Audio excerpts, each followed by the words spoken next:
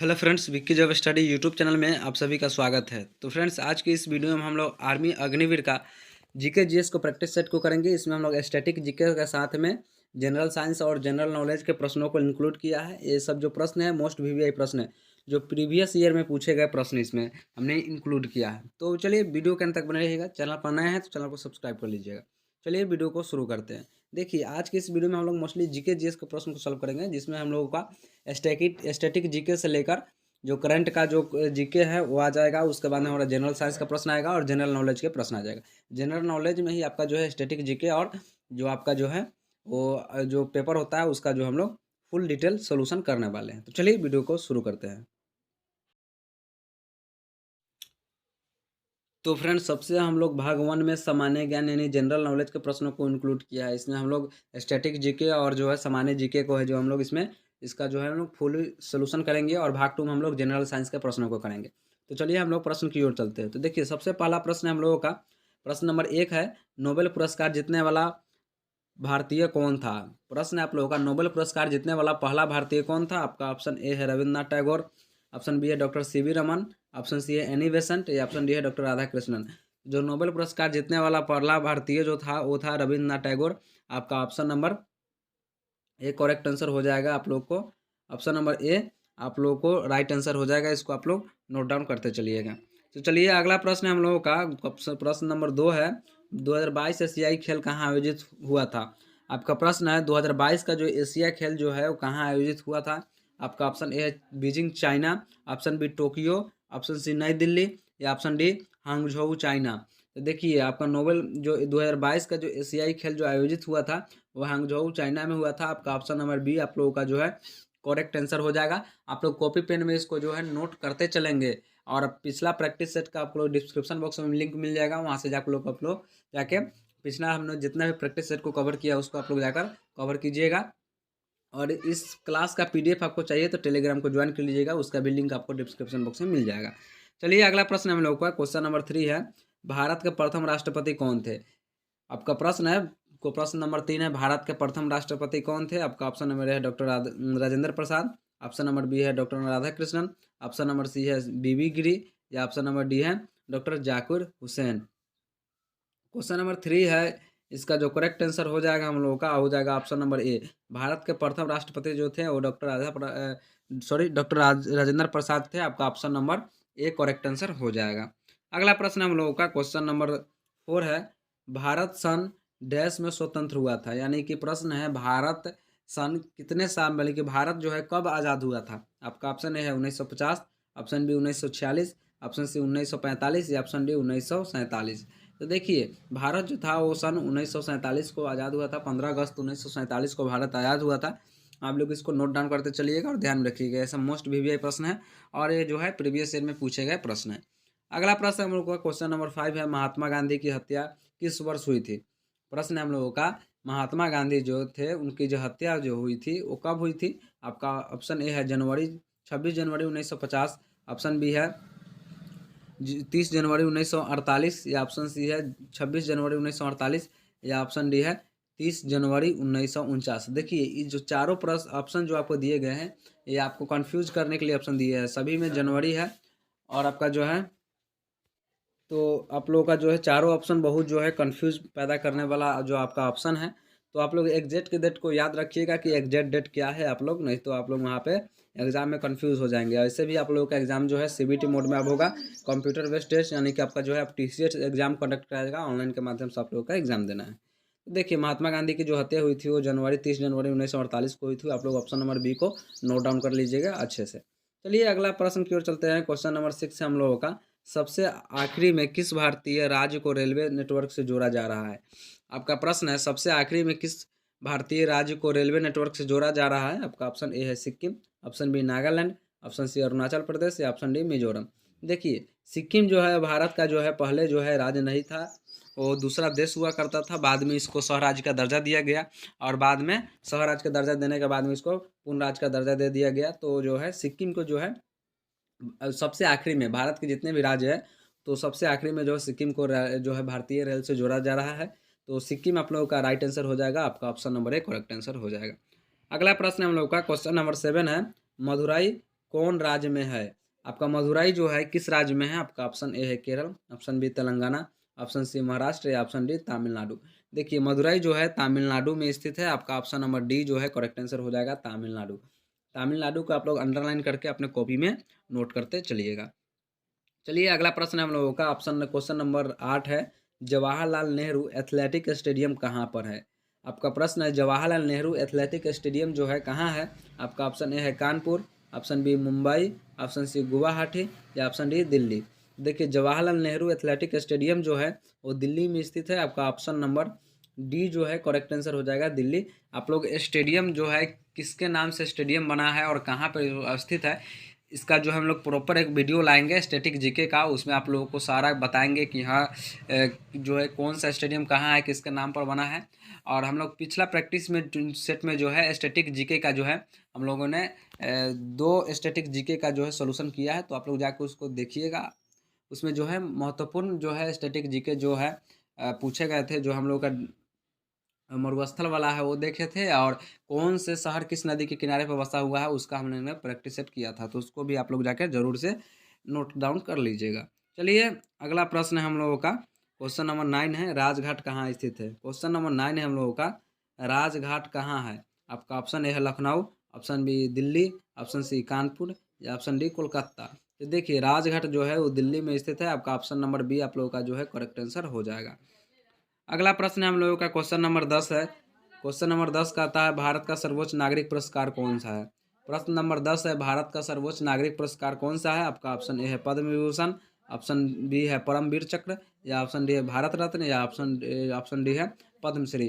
तो देखिए भारत का सर्वोच्च नागरिक पुरस्कार जो है वो भारत रत्न है। आपका ऑप्शन नंबर सी जो है करेक्ट आंसर हो जाएगा। आपका ऑप्शन नंबर सी जो है सर्वोच्च नागरिक पुरस्कार है। देखिए परमवीर चक्र जो है वो सेना में दिया जाता है, सेना का जो है सर्वोच्च जो है पुरस्कार होता है वो परमवीर चक्र होता है। इसको भी आप लोग एक नोट में करके लिख दीजिएगा। सेना को जो मिलता है, जो सबसे बड़ा पद, जो सेना को जो सबसे बड़ा पुरस्कार मिलता है वो परमवीर चक्र मिलता है। आपका ऑप्शन नंबर बी जो है वो सेना के लिए हो जाएगा। और जो है भारत का जो सर्वोच्च नागरिक पुरस्कार की बात करें तो भारत रत्न है। आपका option number C right answer होगा। चलिए अगला प्रश्न है हम लोगों का क्वेश्चन नंबर 10 है 11 है। क्वेश्चन नंबर 11 है, निम्न में से किस राज्य में सबसे कम जनसंख्या है? आपका ऑप्शन ए है West Bengal, option B UP, option C Bihar या ऑप्शन डी सिक्किम। तो देखिए सबसे कम जनसंख्या वाला राज्य जो है वो सिक्किम है। आपका जो है option number D correct answer हो जाएगा, सिक्किम आप लोग राइट करते चलिएगा। अगला प्रश्न हम लोगों का क्वेश्चन नंबर 12 है, ममता बनर्जी किस राजनीतिक पार्टी से संबंधित है? यानी कि ममता बनर्जी का जो है राजनीतिक पार्टी का जो है नाम क्या है, इसको आपको बताना है।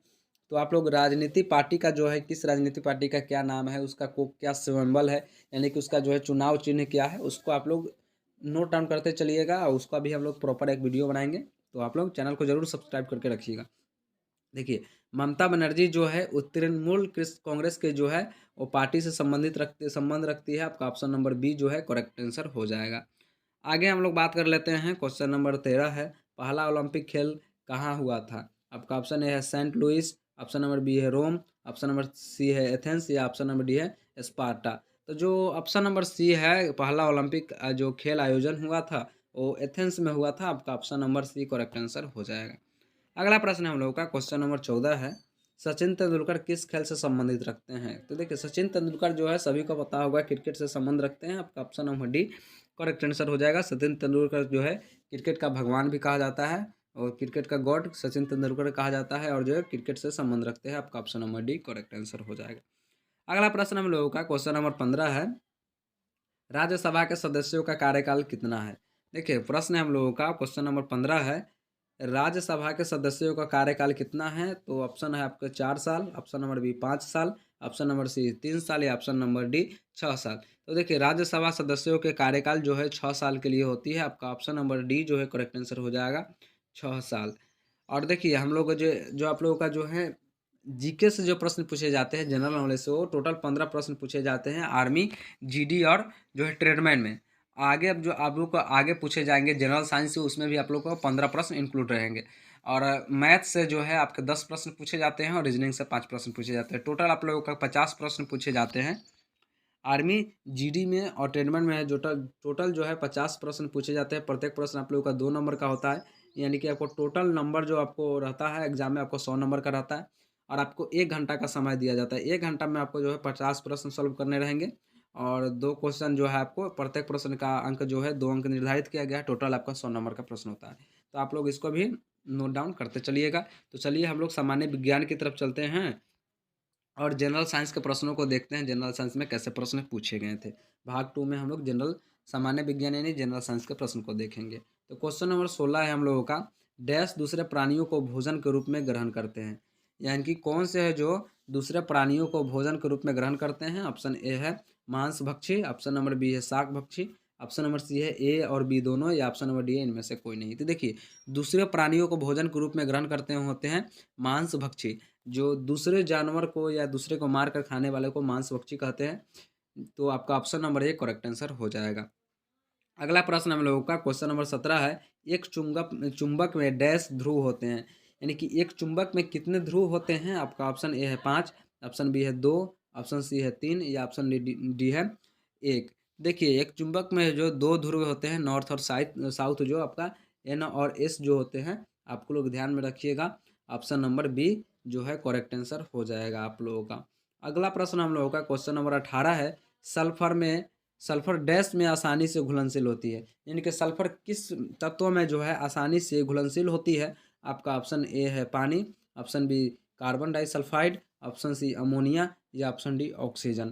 तो देखिए सल्फर जो है कार्बन डाइसल्फाइड में जो है आसानी से घुलनशील होती है। आप लोग ऑप्शन नंबर बी को करेक्ट करते चलिएगा और इसको नोट डाउन करते चलिएगा। पीडीएफ के लिए आप टेलीग्राम को ज्वाइन कर लीजिएगा, वहाँ पर इसका आंसर शीट के साथ आपको पीडीएफ मिल जाएगा। वहाँ से आप लोग जाकर डाउनलोड करके और अच्छे से आप लोग जो है इसका प्रैक्टिस कर सकते हैं या अपने कॉपी पे नोट डाउन कर सकते हैं। चलिए अगला प्रश्न हम लोगों का क्वेश्चन नंबर 19 है, अल्बर्ट आइंस्टाइन डैश था। अल्बर्ट आइंस्टाइन जो थे वो क्या थे। आपका ऑप्शन ए है फिजिशियन, ऑप्शन बी है जीव विज्ञान या ऑप्शन डी जो है रसायन विज्ञान या ऑप्शन नंबर डी है भौतिकविद। तो देखिए अल्बर्ट आइंस्टाइन जो थे वो फिजिक्स से संबंधित रखते थे और ऑप्शन नंबर डी आपका भौतिकविद जो है आप लोगों का राइट आंसर हो जाएगा, ऑप्शन नंबर डी। अगला प्रश्न हम लोगों का एड्स डैश से होता है। बिकॉज प्रश्न नंबर 20 है, एड्स जो है किससे होता है। आपका ऑप्शन नंबर ए है बैक्टीरिया, ऑप्शन नंबर बी है फंगी, ऑप्शन नंबर सी है वायरस या ऑप्शन नंबर डी है सभी। देखिए एड्स जो है वो वायरस से होता है। आपका ऑप्शन नंबर सी जो है करेक्ट आंसर हो जाएगा। इसको आप लोग नोट करते चलिएगा।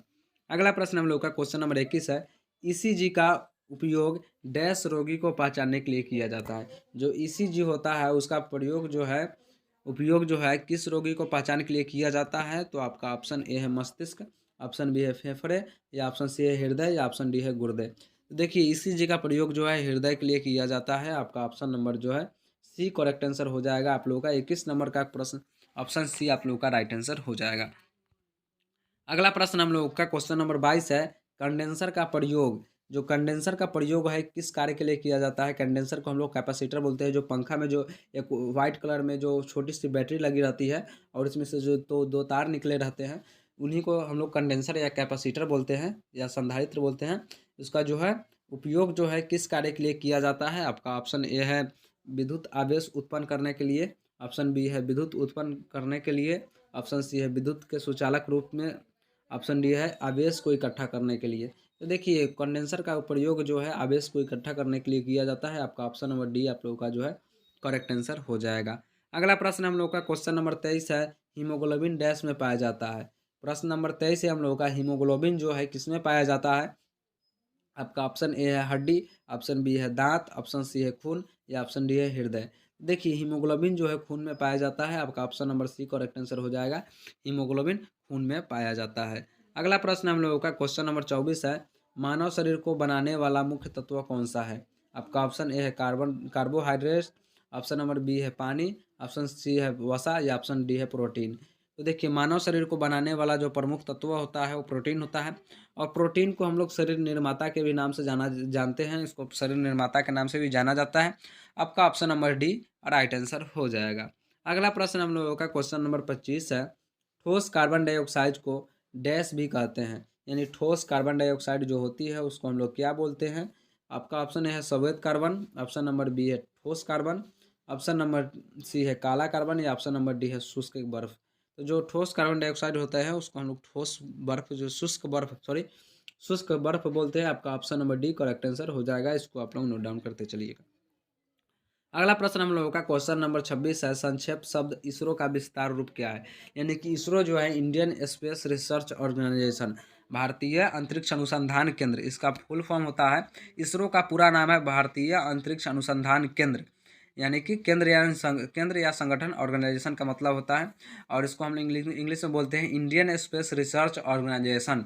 तो देखिए इसरो का जो है आपका पूर्ण रूप नाम पूछ रहा है, यानी कि इसरो का पूरा नाम क्या है, उसको प्रश्न में क्या बनाया है, संक्षिप्त शब्द इसरो का विस्तार रूप क्या है। आपका ऑप्शन ए है भारतीय मानक सड़क संगठन, ऑप्शन नंबर बी है भारतीय समुद्र अनुसंधान संगठन, ऑप्शन नंबर सी है भारत श्रीलंका सड़क संगठन, या ऑप्शन नंबर डी है भारतीय अंतरिक्ष अनुसंधान संगठन। तो देखिए इसरो का पूरा नाम है इंडियन स्पेस रिसर्च ऑर्गेनाइजेशन, और इसको हिंदी में बोलेंगे भारतीय अंतरिक्ष अनुसंधान संगठन। आपका option number D right answer हो जाएगा। आप लोग को right answer option number D को करेक्ट करना है। इसरो ने ही अभी चंद्रयान 3 को भेजा था और आदित्य L1 को भेजा था, जो जो पृथ्वी और सूर्य के बीच में जो लैग्रेंज पॉइंट होता है वहाँ पर स्थापित होने वाला था, जो अभी सफलतापूर्वक लैग्रेंज पॉइंट पर स्थापित हो गया है। और चंद्रयान 3 भी अपना जो है अपना मिशन कंप्लीट कर लिया है। तो इसरो ने ही उसको भेजा था। उसका पूरा नाम है इंडियन स्पेस रिसर्च ऑर्गेनाइजेशन। अगला प्रश्न हम लोगों का क्वेश्चन नंबर 27 है।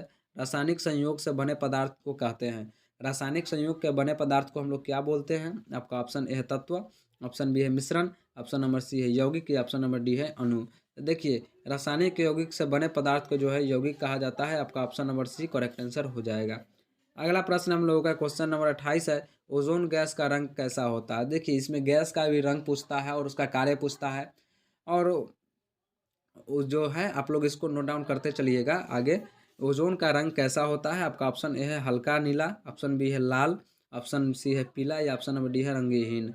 देखिए ओजोन गैस का जो है रंग जो है हल्का नीला होता है। ओजोन आपका हल्का नीला होता है आप लोगों को, इसी कारण जो है आकाश जो है ऊपर देखने पर वो हल्का नीला प्रतीत होता है। ओजोन के कारण, ओजोन परत ही जो सूर्य से आने वाली पराबैंगनी किरणों को जो है रोक कर रखती है, और पराबैंगनी किरण से जो है त्वचीय कैंसर होता है।